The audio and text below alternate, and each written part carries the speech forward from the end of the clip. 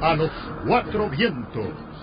Cuatro profesionales de la información analizan, comentan, reflexionan y polemizan sobre los temas más importantes de la vida nacional e internacional. A los cuatro vientos.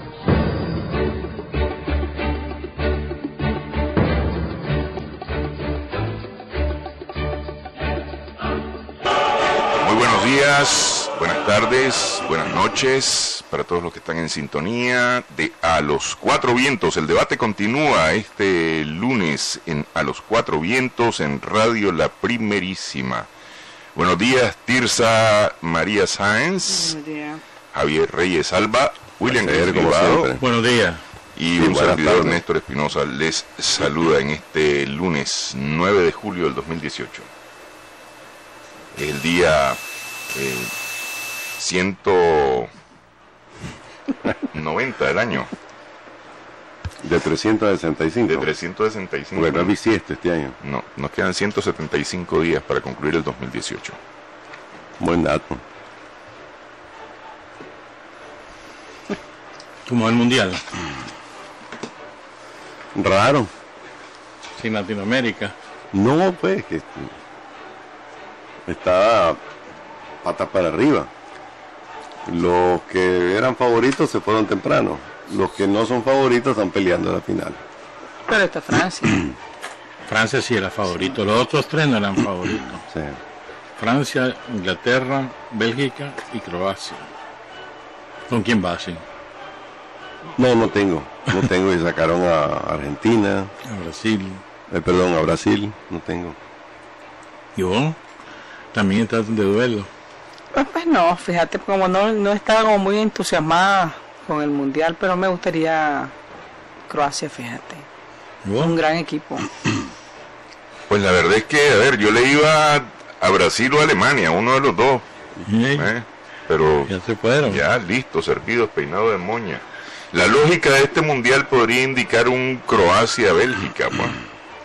La lógica de este mundial. O Croacia-Francia.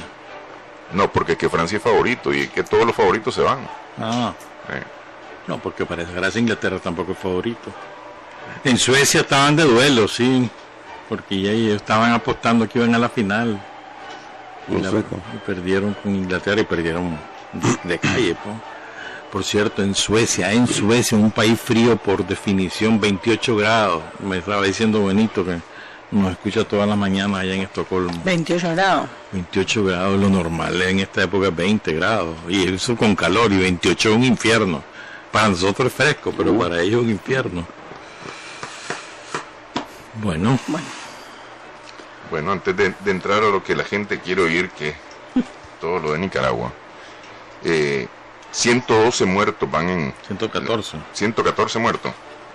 Las peores inundaciones en Japón desde el 2004. Y 76 o 78 desaparecidos. 78 desaparecidos. En la prefectura de Hiroshima. Prefectura, sí. Al suroeste del país. Y sorprende que sea Japón, pues. Porque yo he visto, hay una ciudad que no recuerdo el nombre, porque son difíciles los nombres de recordar en Japón, que está bajo las aguas, pues una cosa impresionante. Hay muchas imágenes impresionantes y mucha muerte, 114, mucha gente muerta. ¿Y por qué es tan mortal estas inundaciones? O sea, estamos hablando de un país que está altamente preparado para situaciones de emergencia, que incluyen terremotos, que incluyen tsunamis, que incluyen inundaciones. No sé si hay un fenómeno en especial, pero la intensidad de la lluvia ha sido, bueno, los niños en Tailandia por las lluvias y ahora en Japón, que es más la zona oriental del mundo, pues, pero francamente no sé si es un fenómeno meteorológico especial o es lluvia más intensa de lo normal. Intensa. Bueno, y estas lluvias intensas han hecho que en varias prefecturas o en varias provincias las autoridades ordenaran este fin de semana la evacuación de casi 5 millones de personas. Casi 5 millones de personas, es decir, prácticamente la población de Nicaragua evacuada, pues. Sí. ¿Qué te parece? A primera hora de este lunes habían 13.000 personas sin electricidad y otros no tenían, varios centenares no tenían agua agua potable.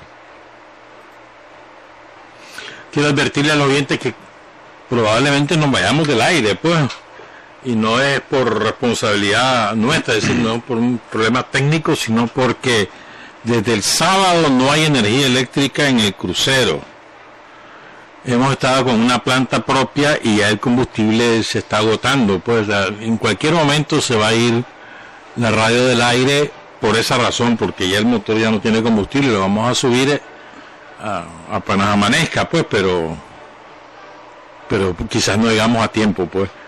Entonces un Fenosa dice que hay un transformador quemado y no lo ha logrado sustituir desde el sábado por la mañana. Me encontré a alguien esta semana que me preguntó que cuál era la lógica que teníamos en A los Cuatro Vientos, que por qué permitíamos cierto tipo de comentarios que no iban o que no eran favorables a una u otra tendencia en esta crisis en Nicaragua. Le explicaba yo que lo cierto es que el gran problema que tenemos los nicaragüenses, y que en parte ha sido una de las razones por las cuales estamos en esta crisis, es que no nos escuchamos, no tenemos costumbre de debatir, no tenemos costumbre de escuchar al otro y de aceptar sus posiciones, que en A los Cuatro Vientos intentamos que esto se vuelva una costumbre para Nicaragua.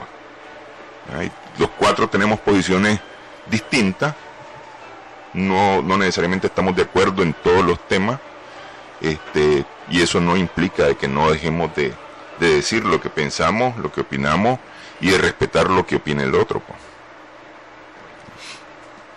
Bueno, aquí hay un tema que tal vez, para variar los temas dentro de la crisis, ¿no?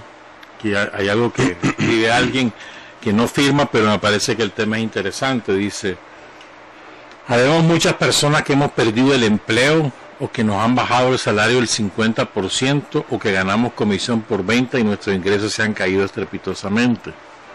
Los bancos cobran cuotas mensuales de tarjeta o préstamos personales o de consumo.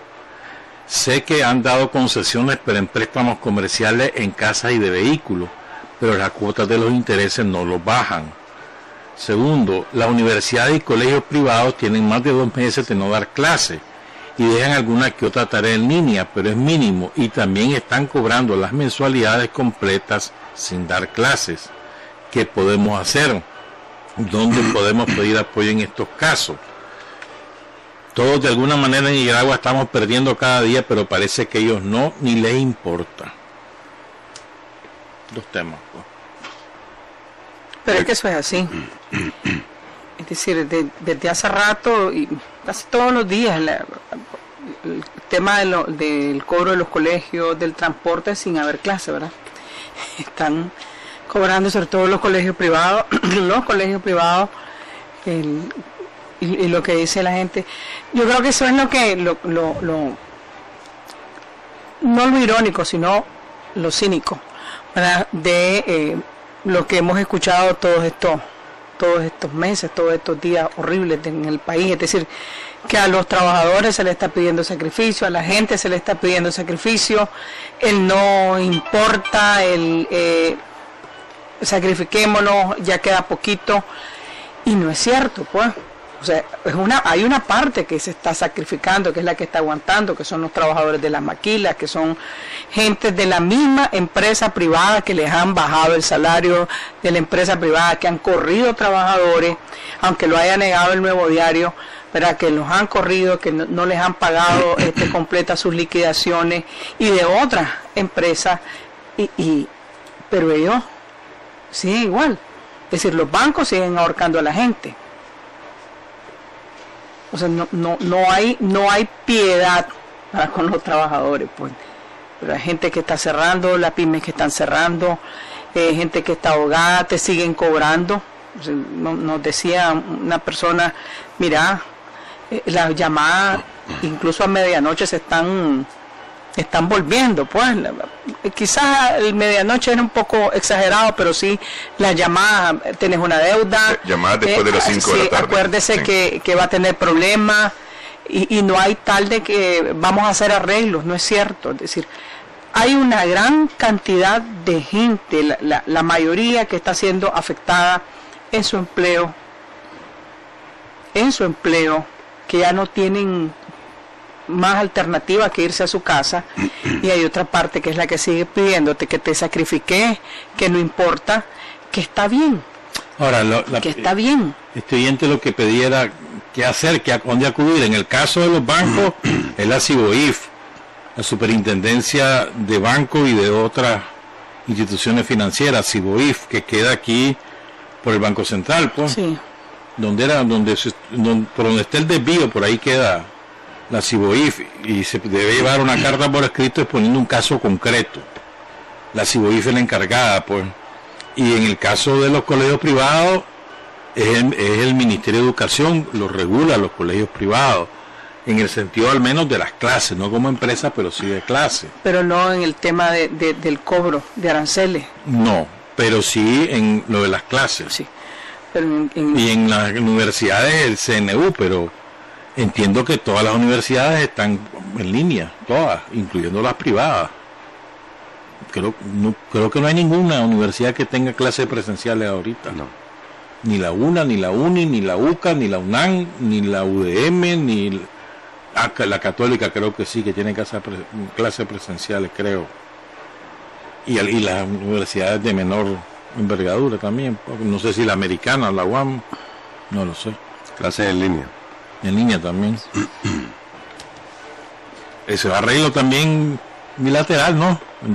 Son empresas privadas. Entre los padres, los hijos, los estudiantes y las autoridades. Sí, esa es la tragedia, porque bueno, pues puedo entender que en el caso de los colegios también tenés que pagarle a profesores, es decir, es una cadena. Sí. Entonces, ¿cómo haces para mantener a los profesores? ¿Cómo haces? Y la tragedia es que los profesores horarios, que no tienen salario, que ganan por hora impartida, eso no están dando clases. Eso no tienen ningún tipo de ingreso. Que es una buena parte, por lo menos en las universidades, es una buena parte del personal, sí. Del personal docente, que es personal horario, efectivamente. Entiendo yo que con los colegios el asunto es que vos firmás un contrato con el colegio mediante el cual te comprometes a pagar una cantidad X durante todo el año dividida en cuotas, ¿no? Y al final de cuentas eso es lo que están haciendo los colegios, cobrar ese contrato, pues. Pero también deberían de poner, o sea, de estar claro que la situación es extraordinaria, sí. Pero como decía la Tirsa, es una cadena, porque si los padres de familia no pagan, los profesores, las profesoras de los colegios no reciben salario. Sí. Y si ese papá ya lo corrieron, o le bajaron el salario del 50%, es decir... Tiene que haber una política diferenciada. Sí. Está muy calladito, Javier. Por lo menos estoy viendo un poco y preparándome pues para la parte... Esta no es importante. No, es que... Estoy con el cinicómetro, yo también. No, es que me parece que es parte... no, el mío se rompió, lo rompió Moncada, el canciller Denis Moncada, cuando lo vi, en la OEA ahí lo hizo añico, ya no hay, no tengo punto referencial ahorita, pero en fin, yo lo que estoy en contra de lo que dice la Tirsa es culpar a la empresa privada de lo que ha ocurrido. O sea, ¿cómo no vamos a ver todo el panorama completo de lo que ha pasado, ¿no? Esto es una tragedia nacional, si no lo queremos ver de otra manera, ¿verdad? Es una tragedia nacional en la que las consecuencias de la tosudez, la terquedad de un gobierno de no escuchar los reclamos de las personas, de encerrarse en su torre de cristal para seguir cultivando odio y resentimiento como los que vimos el sábado, ya vamos a llegar a esa parte, ¿verdad? Hace que tengamos un país que se nos está cayendo a pedazos. Si la gente no se ha dado cuenta afuera, es que vive fuera de la realidad, pero el país se está cayendo a pedazos y este es un problema de todos, no es solo un problema del gobierno, ¿verdad? El desempleo es solo una parte. Los arreglos para que te quedes a cambio de que algo te vas a llevar a tu casa en salario también están ocurriendo, pero nos falta mucho más por ver. Así como van las cosas, mucho más, ¿no? Yo creo que el país ya está entrando a una situación, desde el punto de vista económico, que se ponen alas de cucaracha. Yo creo que vamos a ver más corrido, creo que vamos a ver más empresas cerrando. Me preocupa el sistema financiero nacional, ese porque que no tiene piedad. ¿Y qué banquero tiene piedad? Ninguno, ni ningún capital es piadoso. piadoso ni honrado. Eso lo leí hace muchos años en la escuela de cuadros, cuando me tocó ir en los años No, 80. no es necesario. Ahí me enseñaron esas cosas. No es necesario ir a la escuela de cuadros para saber quiénes son los banqueros. Después me di cuenta que todo eso era un montón de mentiras que no había metido en la cabeza, ¿verdad? Pero en fin, Son monjas todos. ¿verdad? Realmente tenemos que verlo de una manera más realista. Esto ya trasciende la decisión propia del presidente, que veo que ya no está en capacidad de tomar decisiones racionales, por lo que vimos, y debería preocuparnos a los ciudadanos realmente empezar a ver esta situación, porque es gravísimo lo que está pasando, ¿no?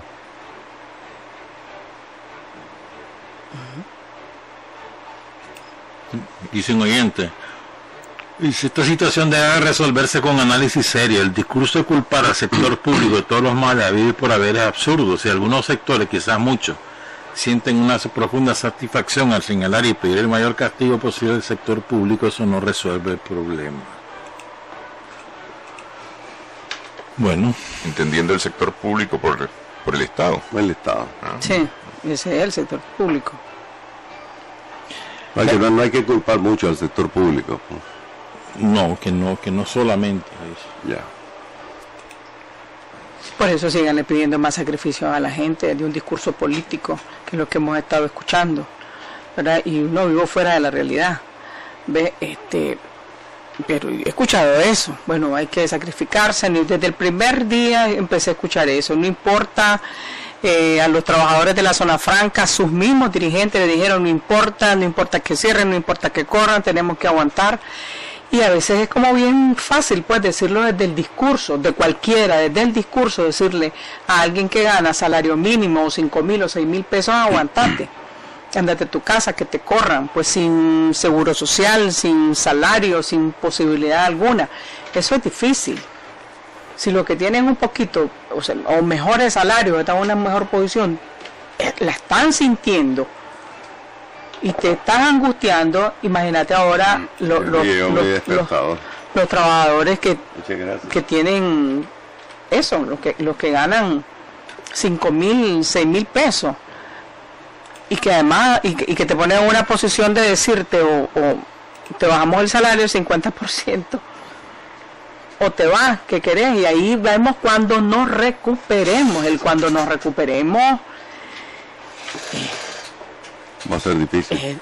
Es difícil, pues. Entonces yo digo que es cruel y también cínico estarle pidiendo tanto sacrificio a la gente que ya de por sí estaba sacrificada sin tener incluso las posibilidades de comprar hasta la canasta básica. La culpa es de la Alianza Cívica, pues, yo no estoy hablando de la Alianza Cívica, yo estoy hablando de los trabajadores, estoy hablando de todo lo que se le ha pedido, Javier. Y eso se me interrumpió. Sí. De acuerdo con el doctor Néstor Avendaño, el gran problema es que se aplican soluciones o presiones económicas a problemas políticos. Este es un problema político, el de Nicaragua, según el doctor Néstor Avendaño, al que se le ha querido aplicar sanciones económicas de alguna manera, en vez de resolverlo desde la vía política, que es donde se debió haber resuelto desde un principio. Esto ha devenido a tal grado que en estimaciones de él, estamos hablando de agosto, septiembre posiblemente, estemos viendo una situación ya realmente bien difícil y generalizada para todo el país.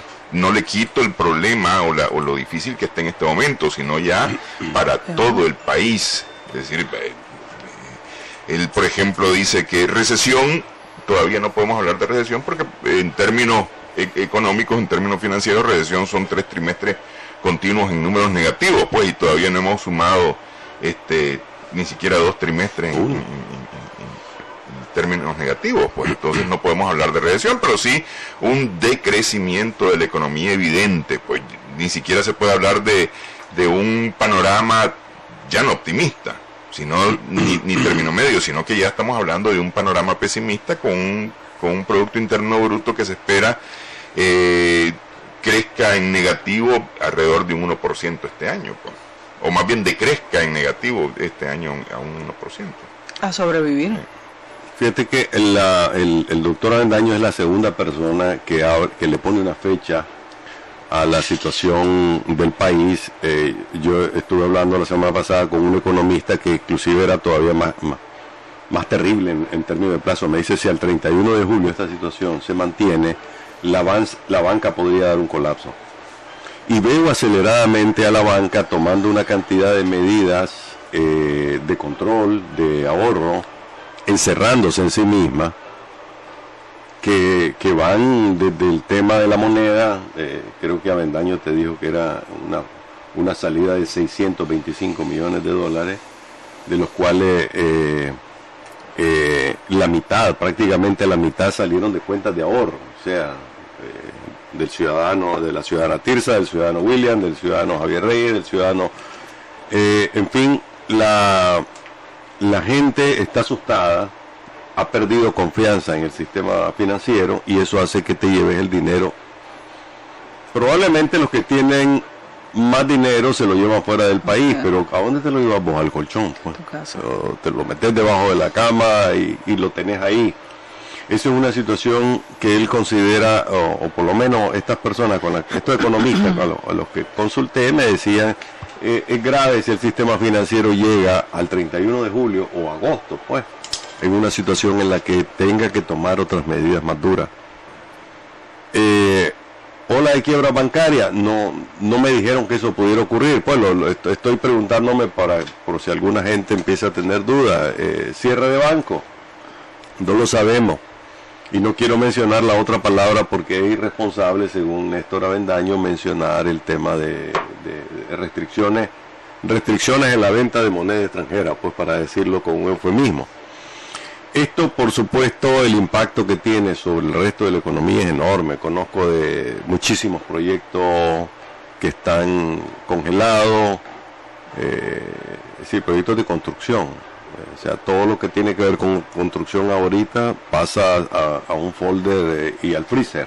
Y hay un mercado que se ha desplomado, no solamente el comercio, el mercado de bienes inmuebles se desplomó absolutamente. Pues, o sea, viviendas, terrenos, viviendas nuevas o viviendas viejas, o alquiler de oficina o alquiler de vivienda o alquiler de locales comerciales.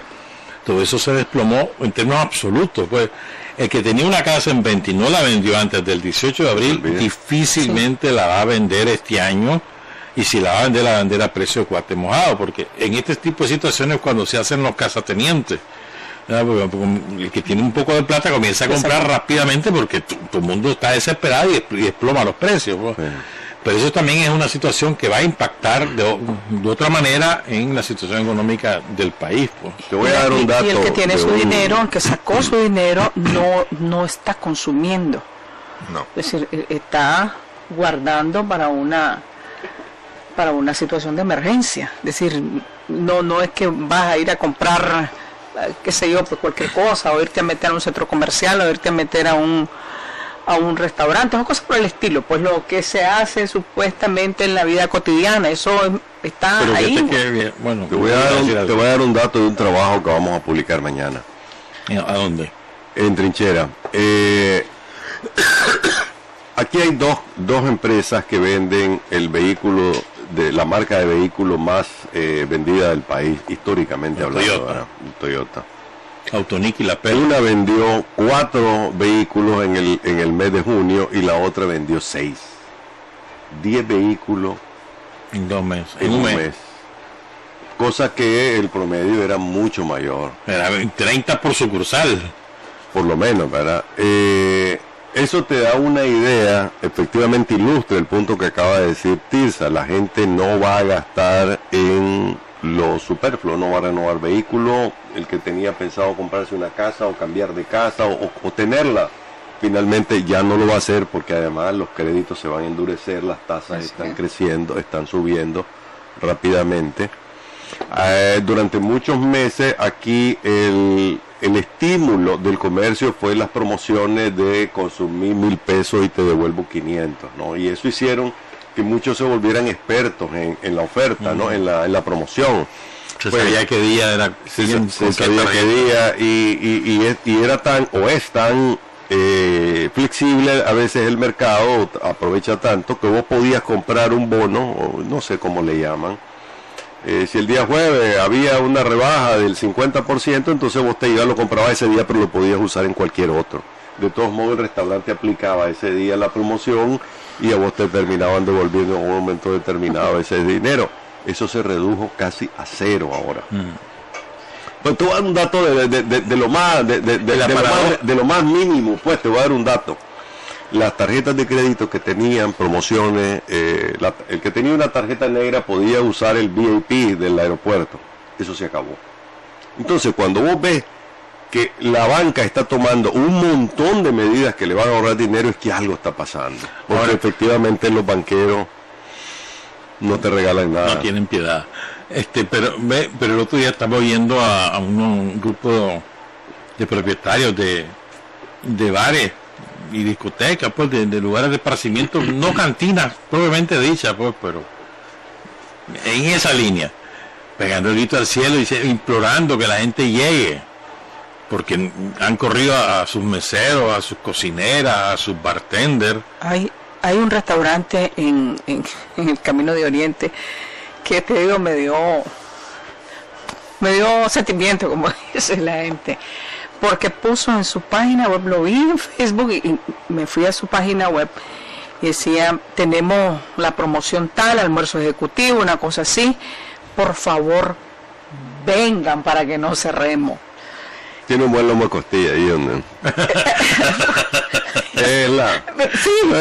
No quiero hacerle propaganda. No, podemos decir, la campana. La campana, pero... la campana es carísimo, sí. O sea, pero imagínate, vengan para que no cerremos. Bueno, yo pasé el domingo y el domingo estaba cerrada la campana, justamente, pues, decir, de falta de clientes ya. Fíjate que ayer estuve viendo también, y métanse, por favor, se los pido a los tres, de pequeñas...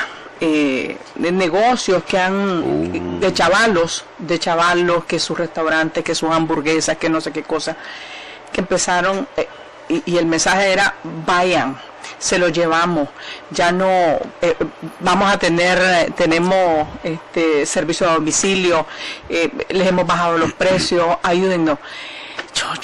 Y son gente joven, pues, sí, emprendedores que se han fajado, que saben que y que están y que ahí está su sueño y a lo mejor sus ahorros y sus cosas y sus deudas, pues es cruel. Es muy cruel. Y te voy a decir otra tragedia, los artesanos. Sí. Todo Masaya, zapateros, los amaqueros, nos daban un dato que eran como 3,000 zapaterías. Los de, ¿cómo se llama? Los objetos de madera y de barro, ¿no? Los de piedra, o sea, mucha gente está sin materia prima y por eso no están trabajando, y otra gente tienen un inventario descomunal y entonces dejan de trabajar porque no han vendido. O sea, te estoy hablando de gente, de pequeños empresarios que no son grandes empresarios, pues. O sea, y el 70% de la economía de este país es la pequeña y mediana empresa, y ya en el campo es mucho mayor la cantidad, pues. O sea, estamos hablando de una situación francamente catastrófica. Mira, antes de que entrara el boom de algunas cosas como la venta de carros, la venta de casas y construcción de edificios, todos sabíamos que el filete de un banco eran las tarjetas de crédito, sí, el consumo, ¿verdad? Y en la medida que ahora el consumo da su batacazo, o sea, el consumo se viene al piso porque la gente ahorita está únicamente gastando en lo mínimo, significa que la situación financiera de los bancos se pone más complicada, porque recuerden cuál es la fórmula, ¿no? Yo meto el dinero al banco, el banco lo presta, saca el dinero, te da una migaja hoy y se queda el resto con ellos. y se cuadra el resto con la banca. Eso ahorita está empezando a no ocurrir. Y si encima de eso te das cuenta que el precio del quintal del café está en 103 el viernes, o sea que estamos cerca de... Para tener ganancia de 120. Sí. Para no perder es 90, para tener ganancia de 120. Y cuando vos revisás que el azúcar está en 11 y pico, ¿no? Y que también nuestros productos allá afuera, pues, el mismo oro, están pasando por una mala racha de precio, y el precio del petróleo ya está en 70. 69 y algo, casi 70. ¿Sí? Son malas noticias y se agregan al análisis que estamos haciendo de que esto urge una solución política. Yo estoy de acuerdo, esto tiene que tener una solución política, porque recuerden, si aquí la inflación comienza a despegar, la inflación es el cáncer de los pobres, pues lo dicen los economistas. Todo esto va a pegar en la pobreza, pues todo esto va a incrementar la pobreza, y ya es hora de sentarse a encontrar una solución por el país, y para evitar muertos, pues como todos los días hay muertos aquí, pues. Que será otra tragedia, ¿no? La tragedia humana, sí. La tragedia económica.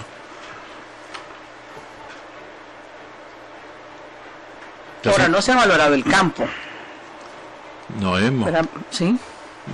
Porque, o sea, estamos viendo la ciudad, o sea, las empresas que están cerrando, las pymes que están cerrando, la gente que está asustada, desesperada, el que no puede pagar el colegio del chavalo, la deuda, está bien, pues no te voy a pagar ahorita, pero sabes que esa deuda tarde o temprano... Y más los intereses van corriendo.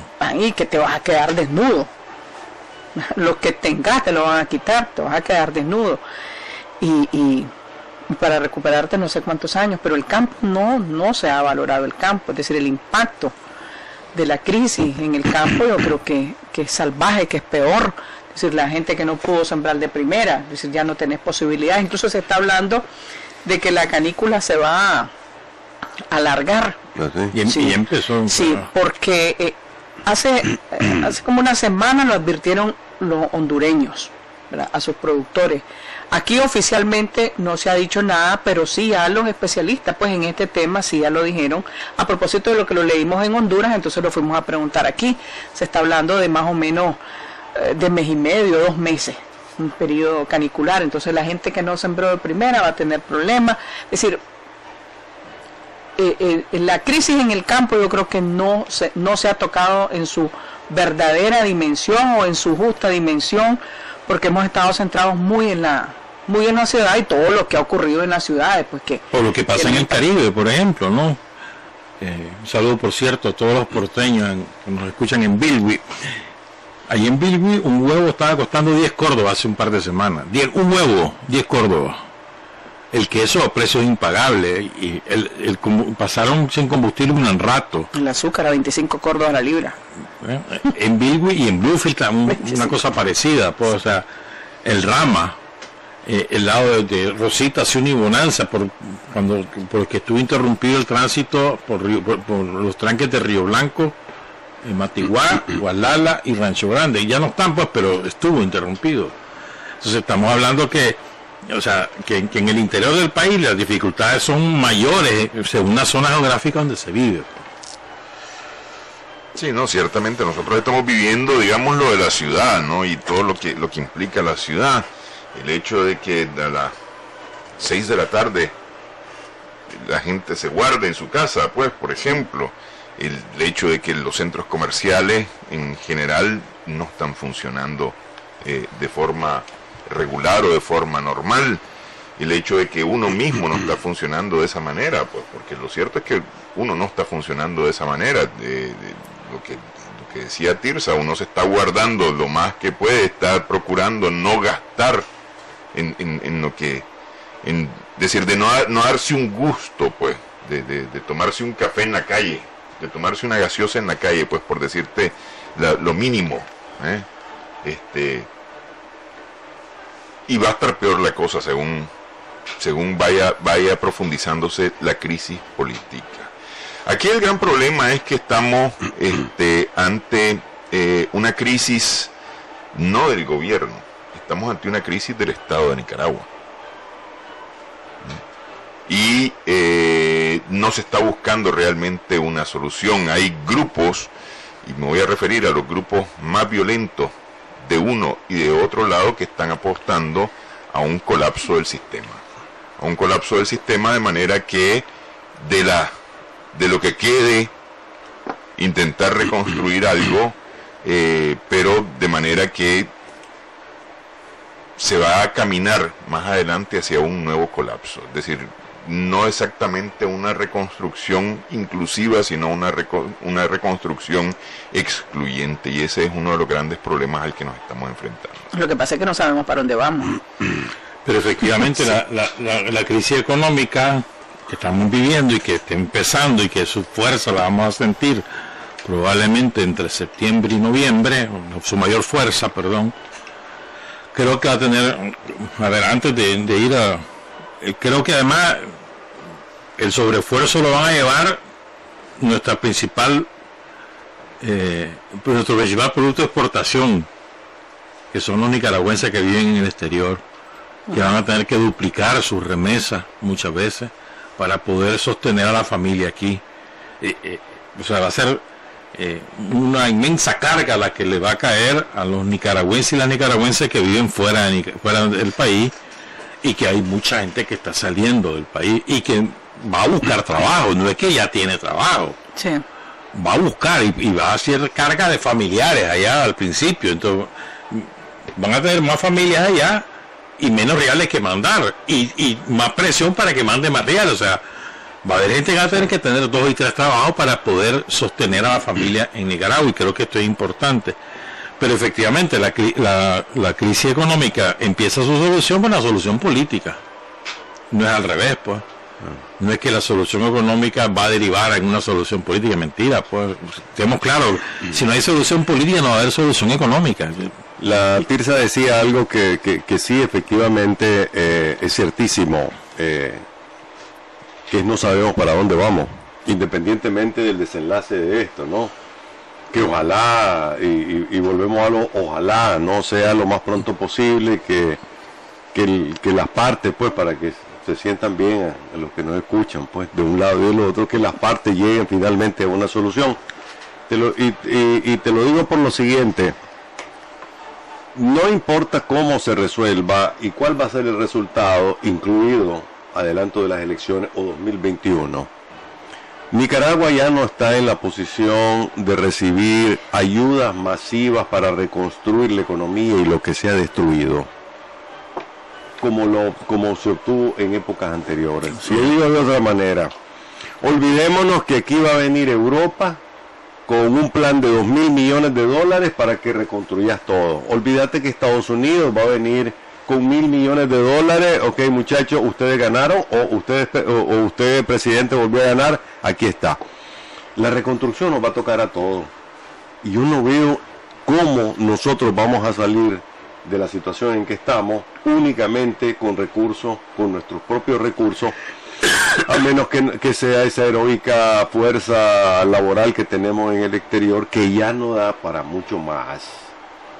Estaba leyendo el caso de una nicaragüense que tiene 20 años de vivir en Miami, que cuando se casó hubo un problema con la policía del marido por un tema de marihuana, y 20 años después, cuando regresaba de Nicaragua de uno de sus viajes, siendo residente, le dijeron: mire, aquí aparece una cosita en su expediente. Le echaron presa, pasó 4 meses presa y la deportaron a Nicaragua. Como esa situación, hay miles de nicaragüenses que hoy andan en las sombras afuera, que andan escondidos, porque no sabes en qué momento te capturan y te mandan preso varios meses y después a Nicaragua.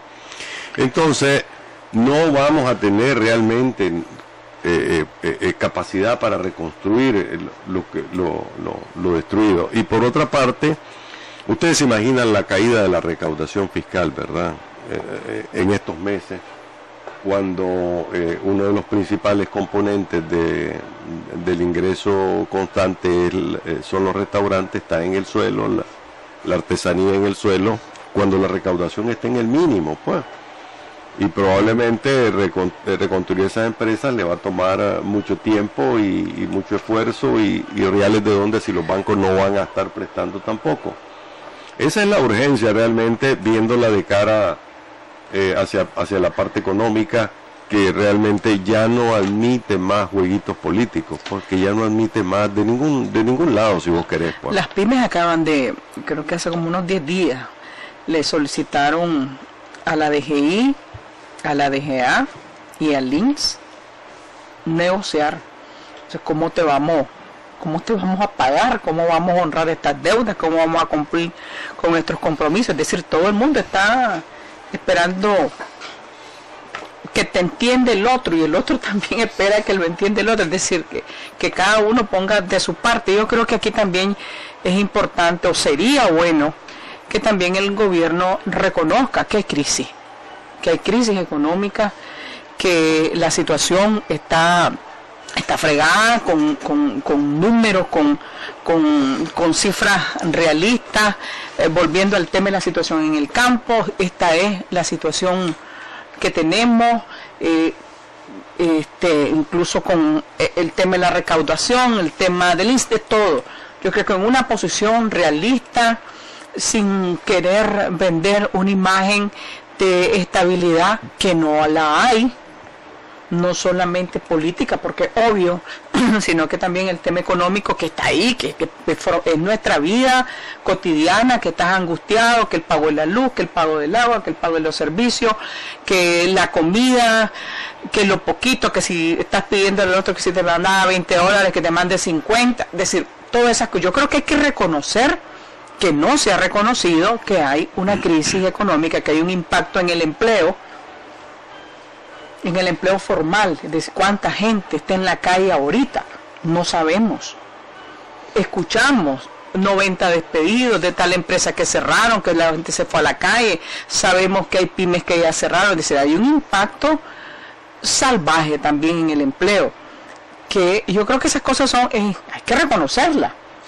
Ahora, pero no las hemos escuchado también, hemos escuchado economistas, al doctor Avendaño, porque creo que nos ha dado luces todos estos meses de cómo está la situación, pero yo creo que también es importante que el gobierno lo reconozca. Ahora, si nos vamos a ¿cuál es la solución? Pues estamos de acuerdo que esto empieza por una solución política. ¿Y cuáles son los escenarios de esa eventual solución política? Javier mencionaba dos posibles escenarios, creo que hay más. Uno decía elecciones anticipadas, otro elecciones 2021. Esos son dos escenarios. El otro escenario planteado por la oposición es la renuncia del presidente, ¿verdad? Ese es otro escenario. Es decir, ¿cuáles son los escenarios viables de acuerdo a la correlación de fuerza que existe ahora en el país? Porque yo creo que este es un asunto de correlación de fuerza también. No solamente es de lo que yo quiero, de lo que yo deseo, sino cuál es la correlación de fuerza que tenemos en el país. El presidente Ortega habló el sábado, y creo que la esencia del discurso es, él no habló ni de adelantar elecciones, ni coronar hasta el 2021, no lo dijo expresamente, ninguna de las dos cosas. Dijo, en su momento, ¿verdad? Entonces dejó abierta la puerta, por lo tanto, que pueda haber un anticipo de elecciones. Esa es una probabilidad. O sea, pero lo que debemos estar claro es que no habrá solución política en el país si no hay concesiones. Si el gobierno no hace concesiones, no hay solución política. Y si la oposición se pone en sus 13 que o se hace lo que ellos dicen o no hay solución, tampoco habrá. Se empezará a resolver la crisis económica que empieza por la solución política. A mí realmente el discurso del gobierno, bueno, yo siempre he sido crítico, ¿verdad?, de la propaganda oficial, como estar proclamando vencimientos, que ya vencimos, estamos venciendo y esas cosas, pero creo que hemos llegado ya a un punto en el que realmente esto no aguanta más. Pues yo no me imagino llegar al 2021 en las situaciones actuales, ¿no? Independientemente que barras a balazos, los tranques, que sigas matando estudiantes o jóvenes, o sigas matando personas, o sigan muriendo, pues lo digo en términos más generales, no lo veo, porque realmente eso no, la persistencia de cerrazón en esto, lo que nos va a llevar es a una guerra civil de nuevo, y hay que decirlo. Hace algunos meses yo no quería admitir esa posibilidad, pero ahora hay que hacerlo. Ahora, sí me parece que falta sinceridad, honestidad del gobierno de qué es lo que está haciendo, ¿verdad? Otro adelanto: anoche llegó al país, anoche regresó al país el enviado del senador Corker. Tengo entendido que lo manda a traer el gobierno. Entonces, ¿qué es lo que está negociando el presidente Ortega con el presidente del Comité de Relaciones Exteriores del Senado? No lo sabemos, pero bueno, la solución debería partir de Nicaragua, y entre esos escenarios que se mencionaban, yo veo muy lejos el 2021, sería catastrófico, pues sería ya entregar un país, ni siquiera una piedra sobre otra, ¿no? Sería llegar a un nivel en que realmente sería destrozar al país. Lo más viable es que el presidente y la oposición, también tengo que decirlo, entiendan la necesidad de sentarse a dialogar y resolver ya. Y estamos claros que las posiciones duras han sido de alguna manera matizadas por las propuestas de los empresarios y otros sectores del adelanto de las elecciones. Me parece que eso ha pegado más que otras cosas, aunque algunos siguen diciendo renuncia ya, pero a la hora de sentarte sobre la mesa, lo que realmente tiene un respaldo que va desde Estados Unidos hasta la comunidad internacional y en Nicaragua es el adelanto de las elecciones, ¿no? Y si eso es lo que está negociando el presidente con Estados Unidos, ¿por qué no le da la cara al pueblo de Nicaragua y le dice: esto es lo que yo pienso y esto es lo que estoy haciendo? ¿Por qué con los gringos? Y hay mucha información alrededor de que sí está negociando con un sector de los Estados Unidos. Y de ahí la presión que en las últimas semanas hemos visto con sanciones muy duras, por cierto, que a propósito ya visibilizaron a Fidel Moreno en el acto del sábado, ¿no? Había estado desaparecido y lo visibilizaron, no así los otros dos sancionados por el gobierno de Estados Unidos. Pero el tema de las sanciones podemos verlo aparte. No quiero dejar suelto el tema de los escenarios. ¿Cuál es la salida? En primer lugar, reconocer que tenemos una crisis, ¿no? Y que lo reconozca el gobierno y que lo reconozca que esa solución debe llegar de alguna manera rápida y pasa por la vía electoral. En eso estamos de acuerdo. Y es bastante cínico, vuelvo a eso, ¿verdad? A hablar de que la Constitución es la que rige nuestra, ¿verdad? Cuando se quiere usar, se usa, etcétera. Entonces, aquí no hay vuelta de hoja, hay que sentarse a negociar y consultarle a la gente y llevar a la gente a las elecciones, y así se termina la violencia. Pero la crisis económica no la vamos a terminar así nomás, levantar este país. La vamos a enfrentar, pues, al menos. Sí. Pero ni la crisis económica ni la crisis política como tal, pues, porque es decir, si esto viene de una crisis del sistema, es decir, de una crisis del Estado, el hecho... Yo no estoy de acuerdo con que esta es una crisis del Estado. Es una crisis del Estado de Nicaragua. Es una crisis política, pero no del Estado. No, yo no creo que esté en crisis el Estado de Nicaragua, pues. No creo que estemos en una situación de Honduras o de Guatemala. Ni la de México. No hemos llegado a ese nivel, por eso no es la crisis sentido, porque esa es una crisis social, una crisis social. Pero esta es una crisis del Estado por cuanto el Estado en general, la partidarización de los poderes del Estado, el tema mismo de la... Pero eso no es de ahora, por eso. Llevamos 30 años así, llevamos 30 años y esto llegó a su tope. Pero yo no creo que sea eso el fondo del problema, pues. No creo que sea ese el fondo, ni creo que sea una crisis de Estado la que vivamos en Nicaragua, pues.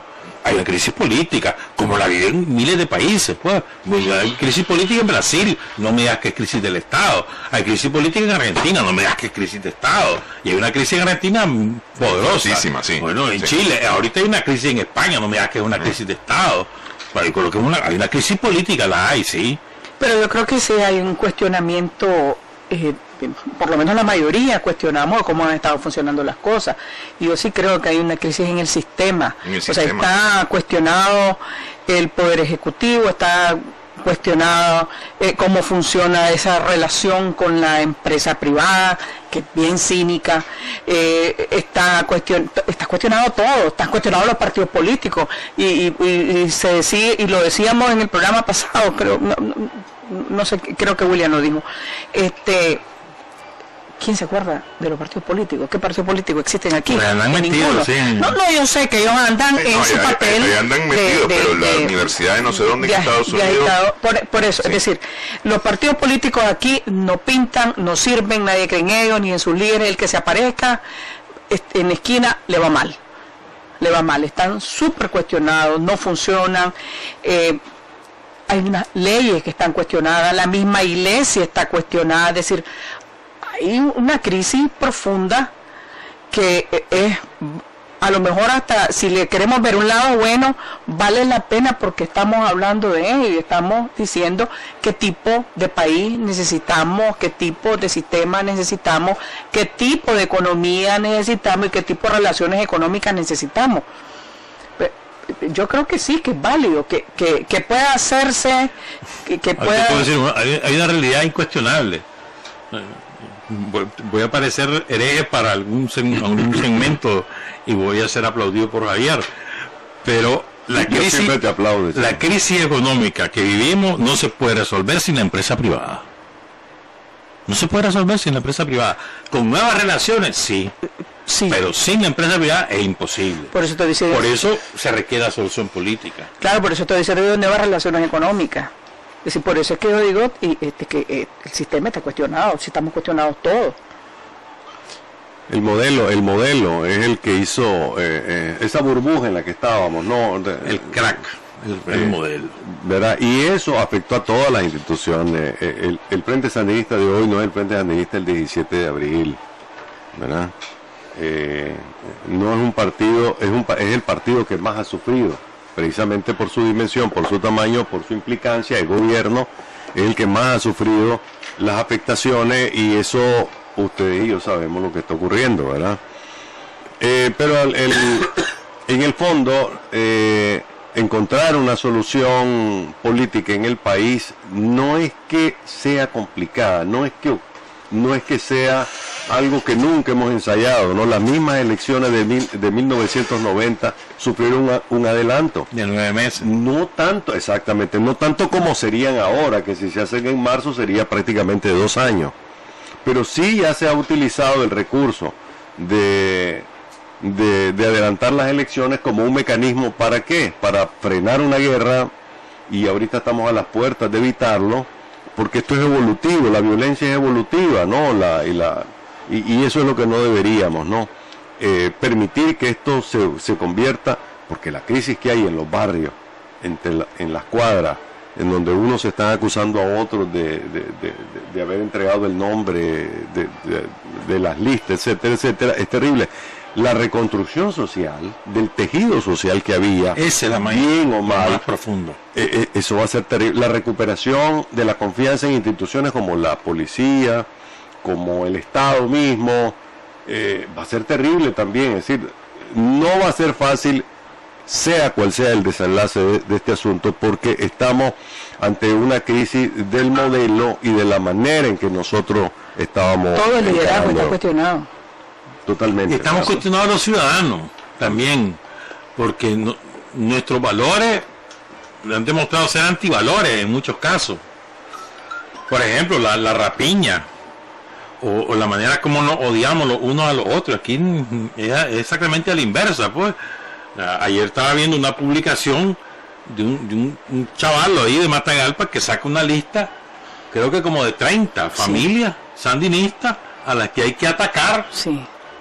Y dar las direcciones del barrio, no sé quién es cuánto, y digo, el antivalor total. Y lo he visto a la inversa también, gente sandinista que van con su lista de los que están en los tranques, ¿no? Y hay que ir por la familia, y digo, no, pero ¿qué nos pasa? Lo peor de todo es muertos todos los días. ¿Sí? ¿Ayer cuántos? Sí, independientemente. Como 15. Sí. Bueno, la prensa dice 12 o 13. Yo tenía una cuenta de 12, pero bueno. ¿Qué te parece? 12, ¿no? el 30 de mayo 16. Es una cosa terrible y no podemos acostumbrarnos a eso, no debemos acostumbrarnos a eso, ¿no? Y solo ello valdría la pena poner en juego cualquier cosa, los orgullos, los odios, los resentimientos, porque vimos bastante el sábado. Y me preocupa ver que el liderazgo de este país, porque aún siguen siendo los líderes, independientemente que estén cuestionados o no, expresen tanto resentimiento y tanto odio. Llamar Caín a Humberto, ¿no? Lo llama Caín y lo llama 2 veces. Le llama Caínes también, y ya sabemos que se estaba refiriendo al pero ¿por qué Humberto? ¿no? No dijo Humberto. No mencionó a nadie, pues, pero ¿quién es el Caín de tu? No, hablaba de los hermanos nicaragüenses. No, él estaba hablando de su hermano. No, yo creo que no. ¿Cómo no?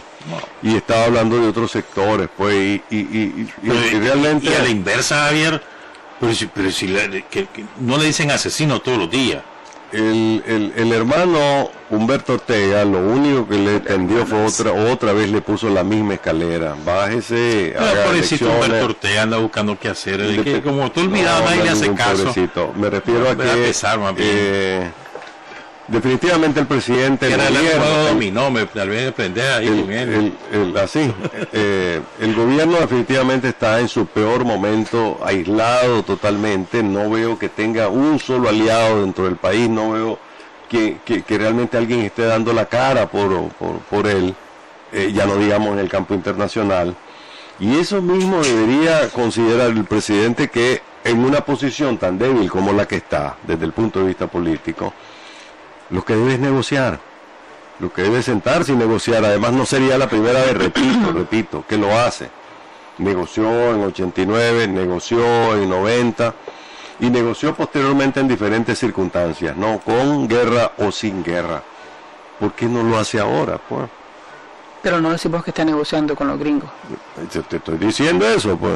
Yo digo que hay que sentarse en el foro el diálogo nacional,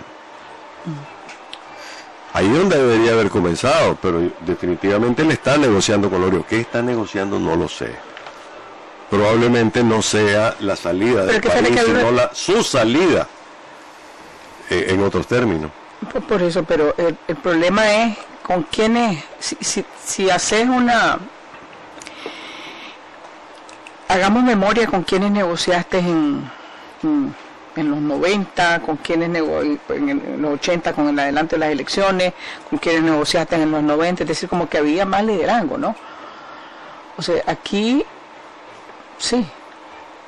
¿En términos numéricos o en términos? No, en términos de calidad, de liderazgo, eso sí. ¿Verdad? Liderazgo, pero ahora aquí tenés un grupo de gente que, al menos hacia afuera, el discurso es el mismo, es decir, no hay mucha sustancia en lo que ves, en las propuestas, en las cosas.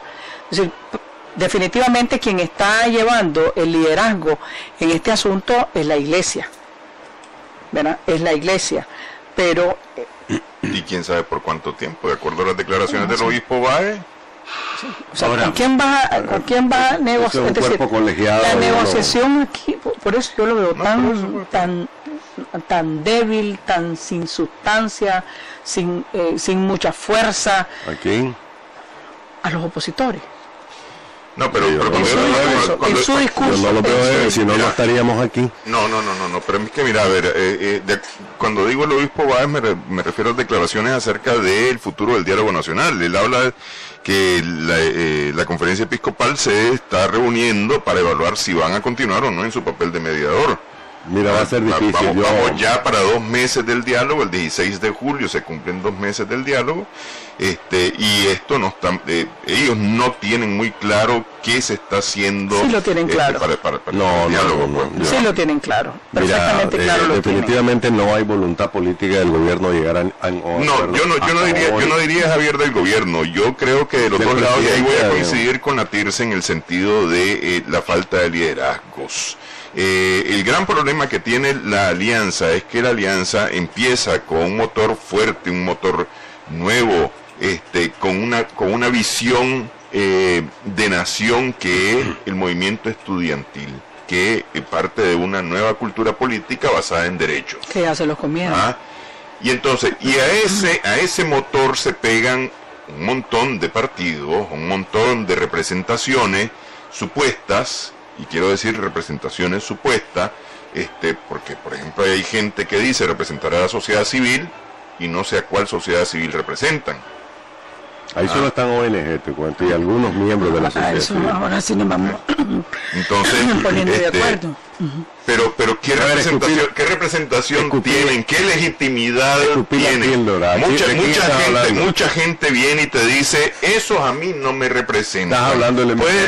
Pueden decir que los estudiantes tienen representación, pero ahí hay un montón de gente que viene y te dice, esos a mí no me representan, y tampoco se sienten representados por el gobierno. Entonces a mí me parece que las crisis te dan, son oportunidades para poder mejorar, para poder avanzar. Mira, pero yo creo que lo pasamos estamos ya superficialmente el tema, y yo quiero insistir en la tragedia humana, la cantidad de muertos, de heridos. Eso es lo peor. Mira, estamos hablando, yo no sé cuánto, porque realmente no hay fiabilidad en las cifras, pues. Pero, ¿quiénes están muriendo? Pobres o empobrecidos y jóvenes. Esos son los que están muriendo. ¿Verdad? Y ocurre no solamente en un enfrentamiento, sino que a veces hay acciones criminales, derivadas o no de una protesta política, pero que son acciones literalmente criminales, pues. Por ejemplo, lo que le iban a hacer ese profesor de la UNAM, va llegando a su casa con su familia, lo emboscan, y no era robarlo, era a matarlo. Y además, por los gritos que pegan, era por razones políticas, no era por razones delincuenciales.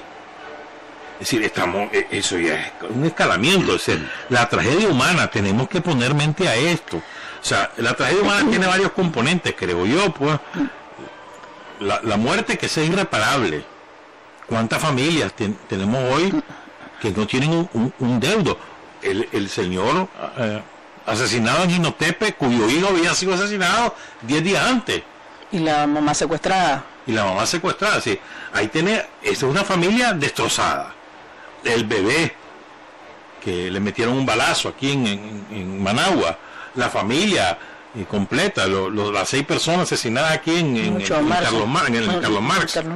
Es decir, esas tragedias, y todos los días las estamos viendo, y estamos normalizando, como decía Javier, estamos normalizando las muertes, y no puede ser, o sea, me parece que esa es la tragedia más relevante, pues. Sí, la tragedia humana, también tragedia humana es la deuda, también tragedia humana es el no tener trabajo, también tragedia humana es que te falte el plato de comida en tu casa, también es tragedia humana, pero la tragedia humana principal son los heridos, los muertos y los heridos, creo yo, y me parece a mí que no hay suficiente sensibilidad sobre este tema. Yo creo que también a lo mejor que los muertos también y los pobres siempre han sido un negocio.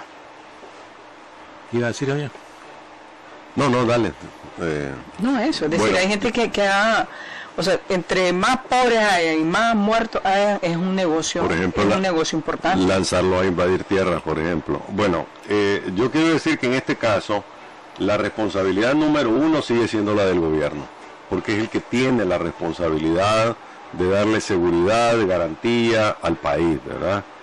Pero digamos, mientras el gobierno haga de la policía una fuerza represiva, letal, criminal, como la que está haciendo uso hoy, eso sí es criminal.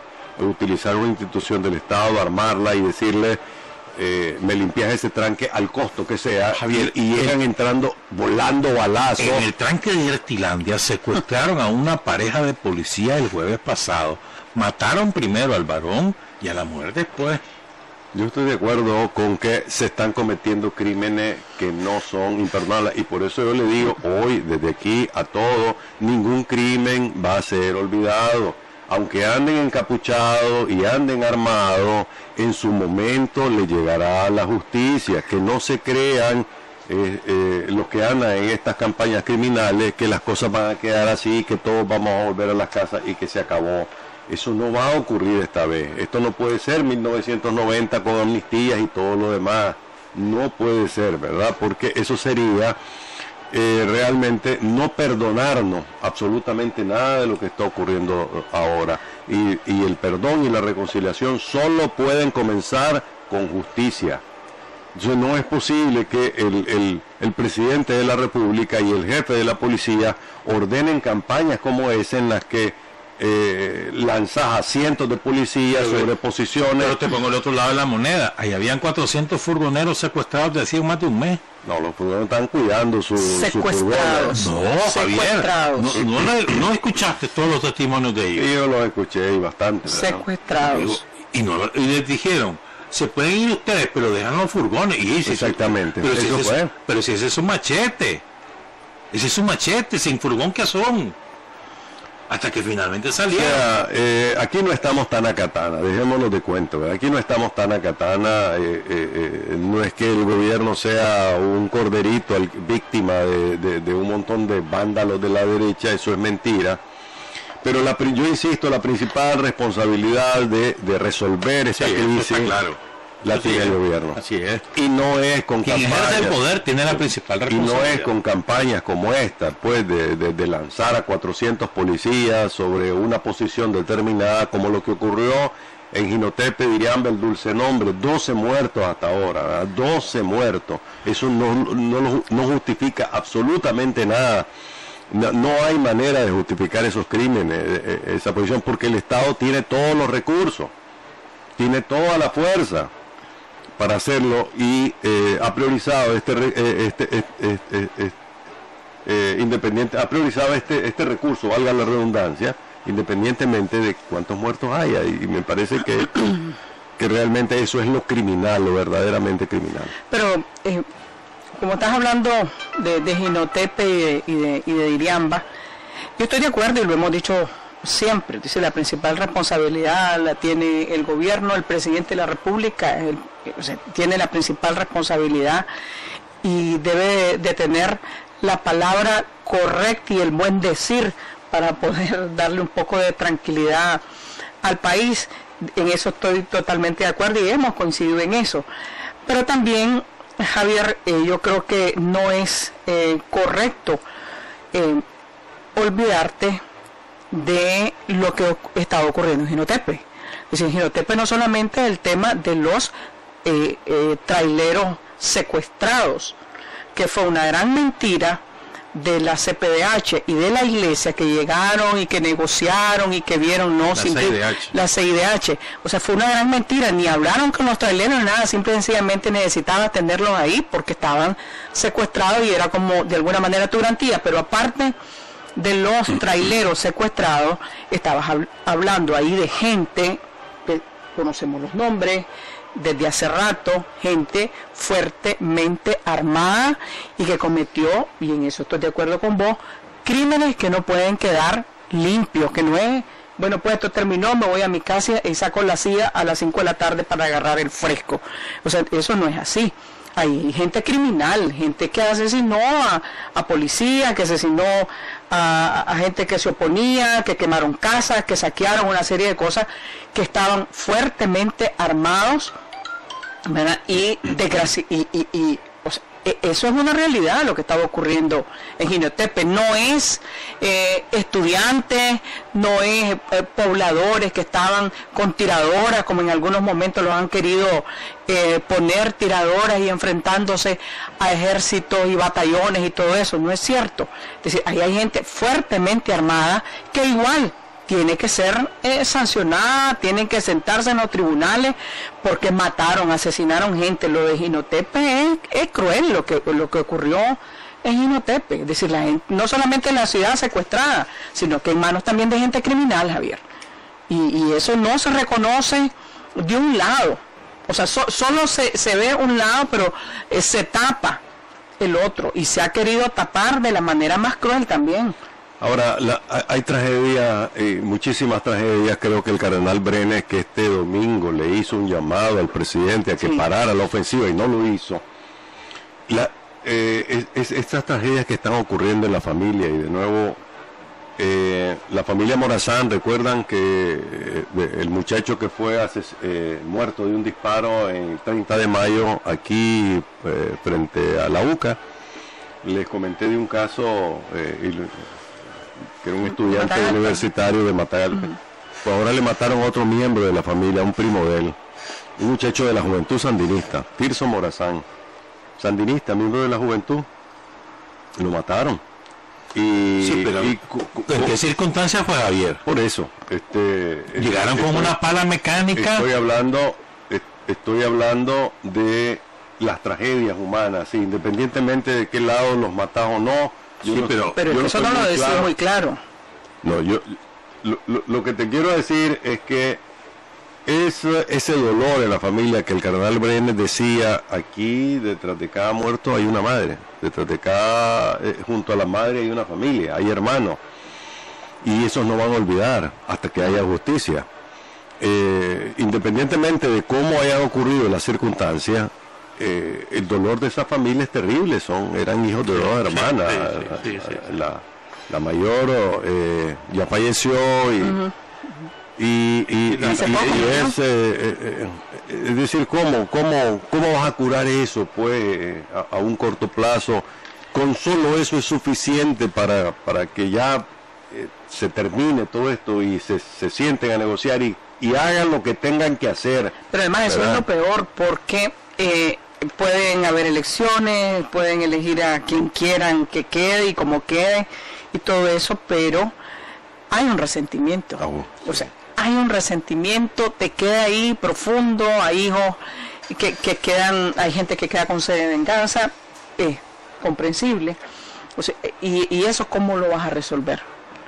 Aunque te echen 30 años, 40 años, 100 años, cadena perpetua, eso no lo van a resolver fácilmente. Sí, no hay ni misa, ni culto, ni discurso que te lo resuelva. Pero con todo hay que entender que tampoco es ojo por ojo el asunto, claro, porque no puede ser ojo por ojo, porque se lo han atribuido a Gandhi, que dice supuestamente ojo por ojo y el mundo va a quedar ciego, ¿no? Bueno, pero en la iglesia, en la Biblia sale ojo por ojo, diente por diente. No, pero digo, la expresión esa, ojo por ojo y el mundo quedará ciego, se le han atribuido a Gandhi, claro. Y es cierto, es decir, el tema de los muertos se ha explotado aquí justamente para garantizar el ojo por ojo, y eso lo han hecho los sectores más violentos de ambos lados, ¿verdad?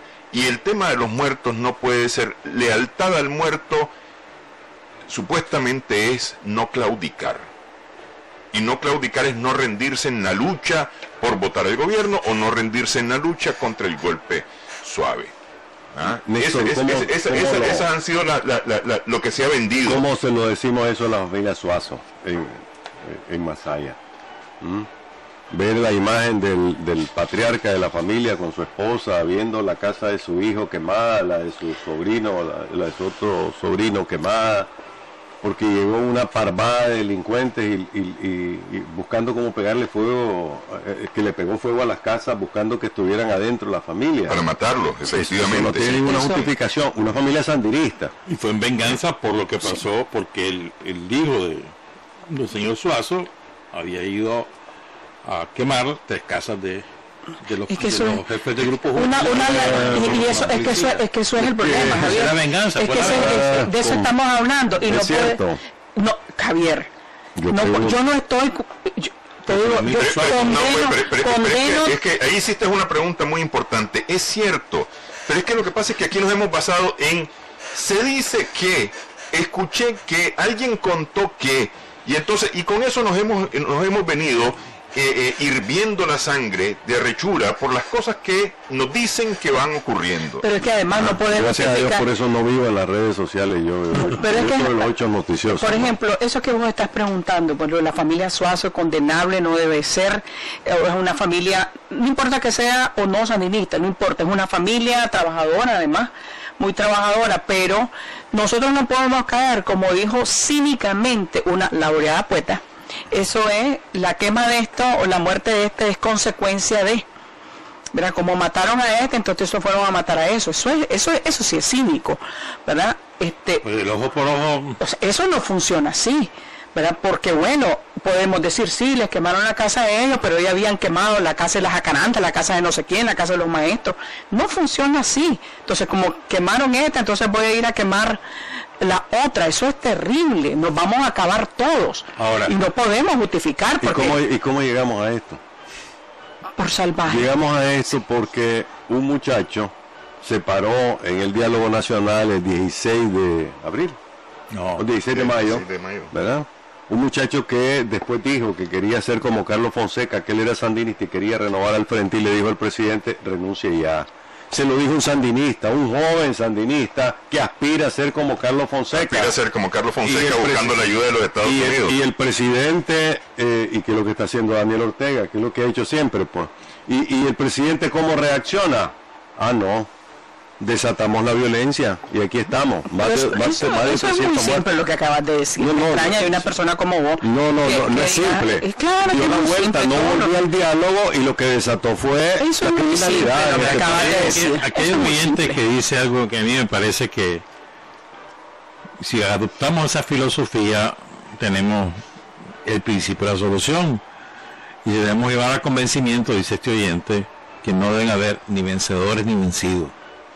Bueno, yo critiqué el discurso de la vicepresidenta que todos los días dice que vamos venciendo. Yo estoy de acuerdo, ¿verdad? Pero por esta vez y por todo lo que anteriormente ha ocurrido históricamente hablando, tiene que haber justicia para que haya limpieza en el corazón de las personas, para que los resentimientos y los odios se vayan diluyendo poco a poco en el camino, ¿verdad? Sin olvidar, porque efectivamente no se puede olvidar ni los muertos de un lado ni los muertos del otro, todos son nicaragüenses al final. Y además Y todos fueron víctimas, ¿verdad? el discurso de la vicepresidenta, pero también del otro lado, pues estamos hablando de los dos lados, ¿verdad?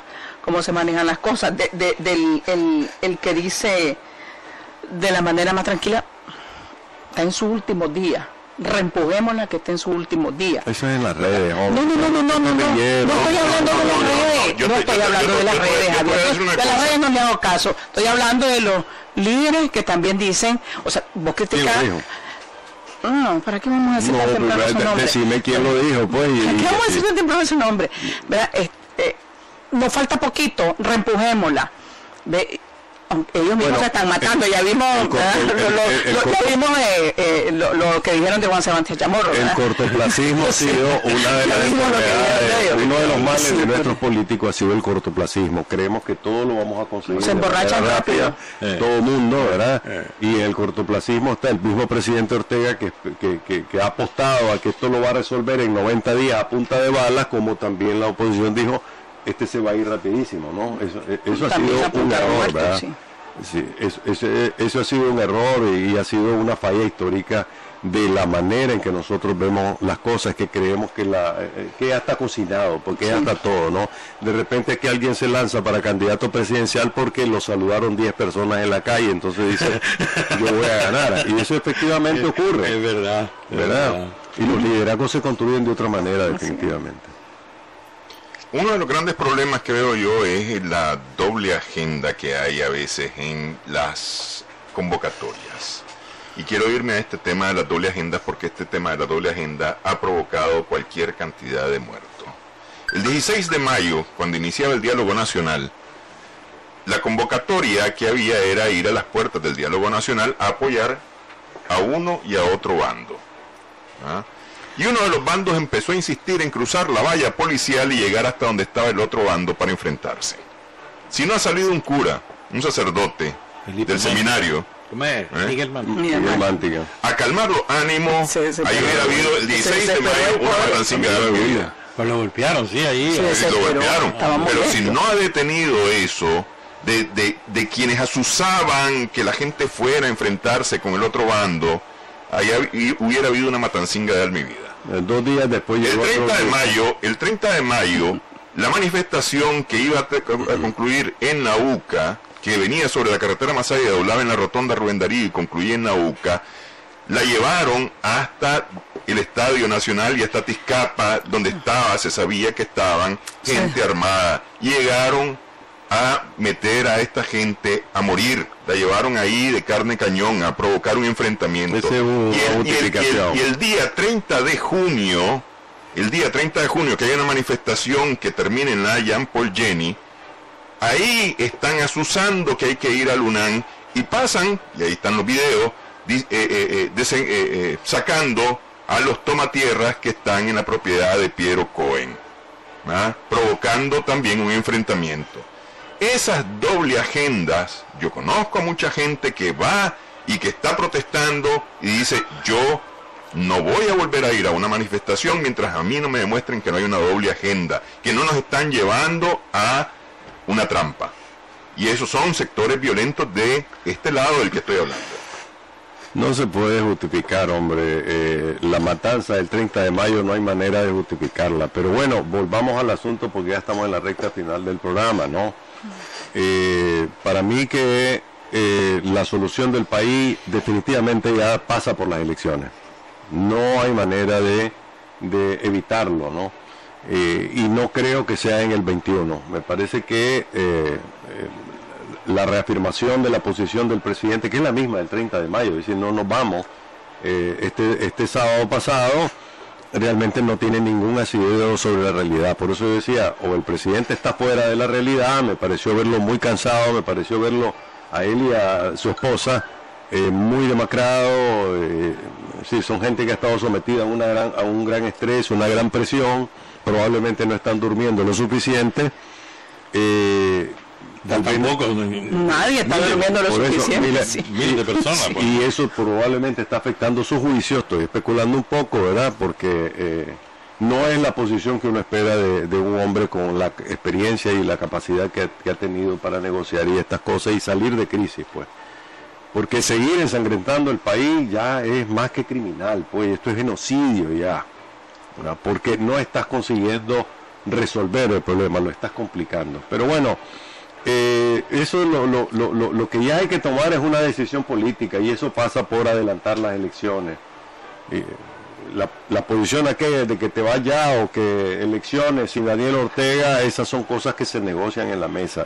Definitivamente no queda otro camino a todos lados, que es la tesis del tobogán del general Humberto Ortega, que era subir a la contra, decía ahí arriba. Tobogán es el resbaladero, ¿no? Sí, pues sí. Él decía, hay que subir a la contra ahí arriba y de ahí nos venimos los dos y terminamos en el suelo. Eso es lo que está ocurriendo ahora, la tesis del tobogán. O el resbaladero, pues, para decirlo en Nica, ¿no?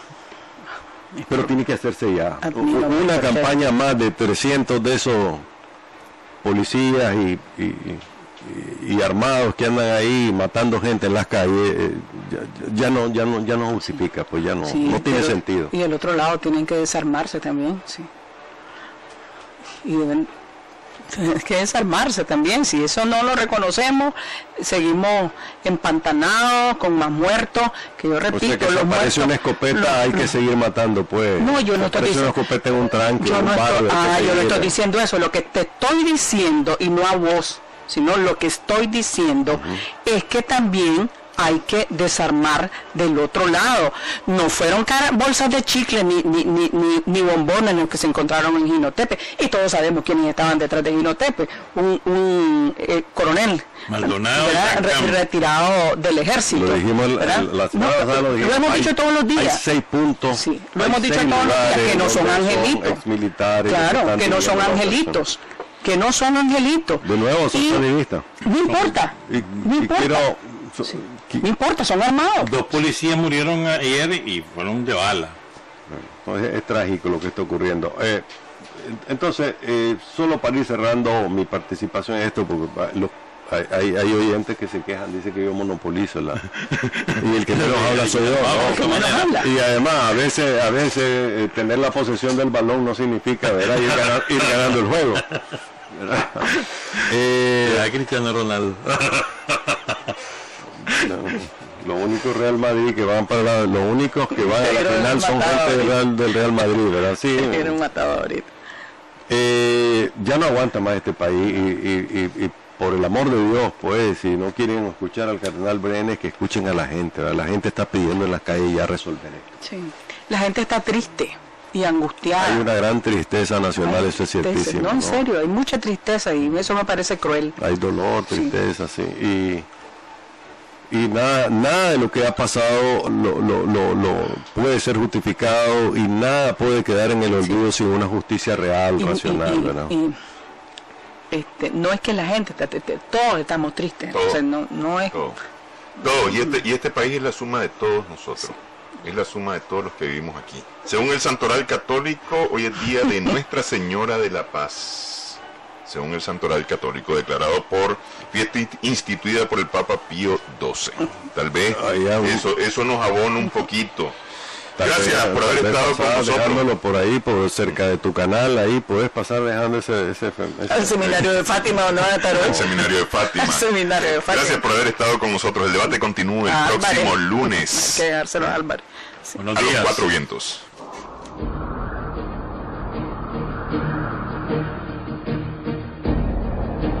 A los cuatro vientos.